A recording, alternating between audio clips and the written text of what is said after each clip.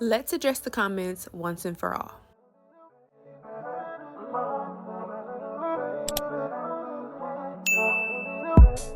If you're new here, hi, my name is Taylor. I'm a licensed natural hair specialist and I help women care for their hair.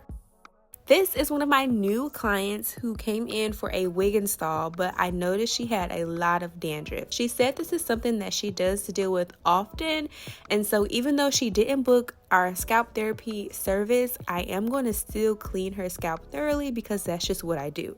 And I wanted to make this video to clear up a few misconceptions because it appears that many people think this video and others alike this video is merely for entertainment, and that couldn't be farther from the truth. These videos are literally just me helping other women clean and care for their hair and their scalps. And so I just happen to be recording. I'm not doing this to entertain you all, although it is entertaining. That isn't the original intent behind the video. And so some of the things that are commented are like, okay, I think they think this is just for entertainment. First being, why are you wetting the scalp? If you do not wet the scalp, one, as you guys can see, the flakes literally ricochet off the scalp. It creates so much more of a mess and it's not effective at getting the flakes up, okay? When you wet the scalp, it's going to soften it so that I can properly remove all of the flakes. It's going to be less irritating for my client and it's going to do a better job at removing the flakes. And so that's why I wet the scalp, because it's the safest way to remove the flakes. If I don't wet the scalp, it just literally makes a mess and it looks like it's snowing, and that's not why we're doing this. The second thing being that this is lice, or those are like, is that lice? No, it's not lice, okay? I am aware that lice looks kind of similar. I won't even say it does look similar, but I don't work with lice, and so these are not lice. It is dandruff, okay? Just dandruff. The third thing being that's fake. That's probably fake. I've seen that comment a few times. Again, these videos are not for entertainment.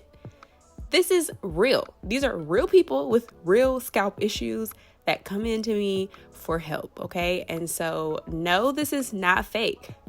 That's real, okay? These are real scalp issues, and you never have to worry about me faking anything at the Taylor Hair Collection on this YouTube channel. Anything in general having to do with me, Taylor, is never going to be fake, okay?